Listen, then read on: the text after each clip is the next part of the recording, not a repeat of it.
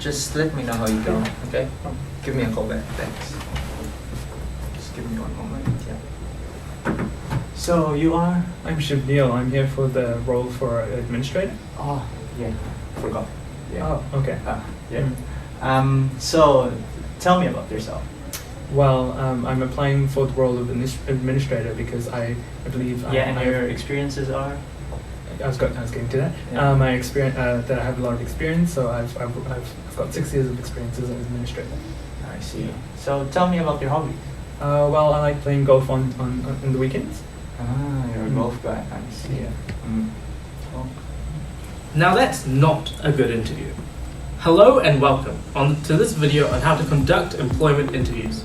This video is designed to help inexperienced managers to understand the important principles for conducting good rather than bad interviews.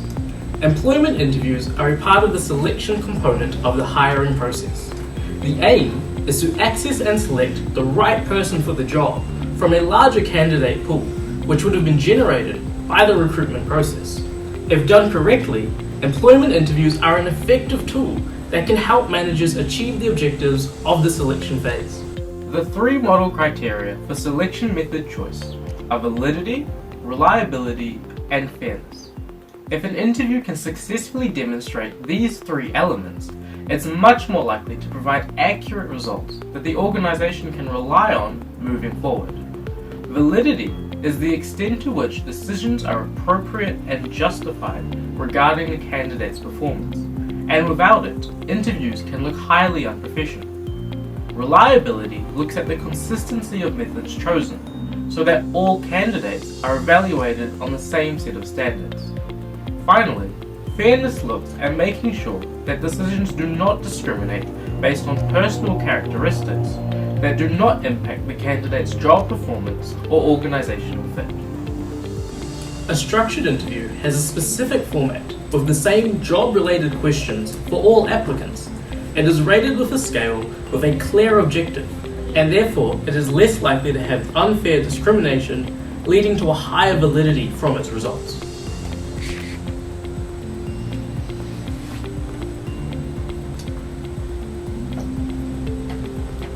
So I'm just gonna ask you a few questions, okay? First of all, tell me about a time where you had a group project in your past job and how you dealt with that. When I was working with Company X, we had a big group project where we had to implement a new customer service system, and part of that project I was involved with the administrative tasks. So all the other team members would talk to me and communicate to me, and I would complete all the tasks that they would delegate to me. Okay.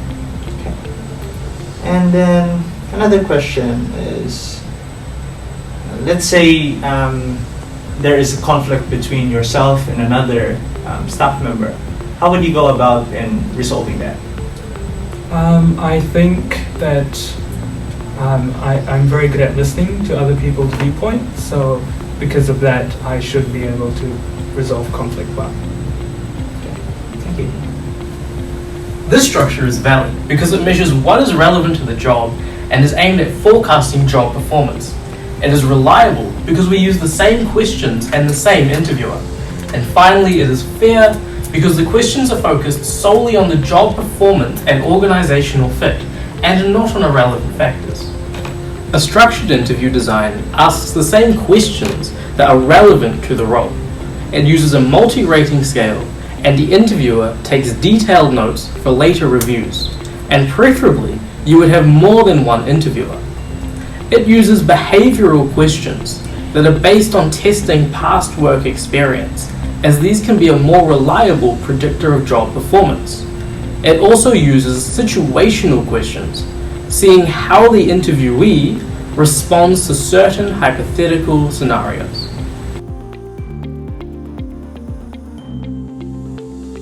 Unstructured interviews have no format or plan and ask different or unrelated job questions, which can make them subject to bias. The interviewer questions in this situation are often casual and open-ended. Such a mode of interview has poor validity and may lead to poorer selection results Yet 20% of companies still use this as their main selection technique.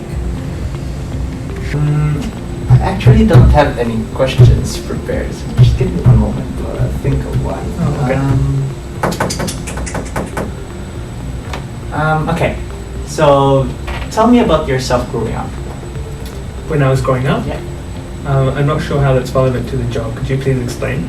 We can see that the lack of structured questions can lead to lower validity in the interview, as some questions that the interviewer comes up with aren't clearly relevant to the role as identified in the job analysis. It can also make it more difficult to compare employees afterwards, as not all will have been evaluated on the same criteria. Unstructured interviews that include more than one interviewer can lead to bias and different responses to certain candidates. This is clearly unreliable and unfair, as while there is no distinction between the candidates, some may be accepted while others are rejected. So tell me about your educational background. I studied a Bachelor of Arts. Oh, stop right there. Oh, okay. I don't think that's suitable for the role. You're on fire. So tell me about your educational background. I've actually got a Bachelor of Arts. Oh really? That's really good. We have a lot of Bachelor of Arts graduates from in our company, so I think you fit right in. Welcome to the team. Thank you. For the future, interviewers should be aware of asynchronous videos. This is when the interviewee sends in a pre-recorded video answering the interviewer's question. These are then compared to other candidates' responses. While this is more cost-effective, there is the issue of some candidates not being able to fully convey their abilities. It also doesn't have the connective benefits of a face-to-face interview and can be seen as cold and uncaring by potential employees, leading to less personal connection between the two parties.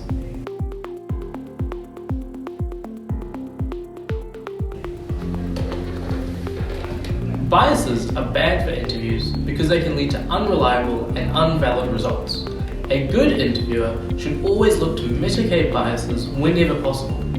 Here are some examples of some bad biases that can impact the interviewing process.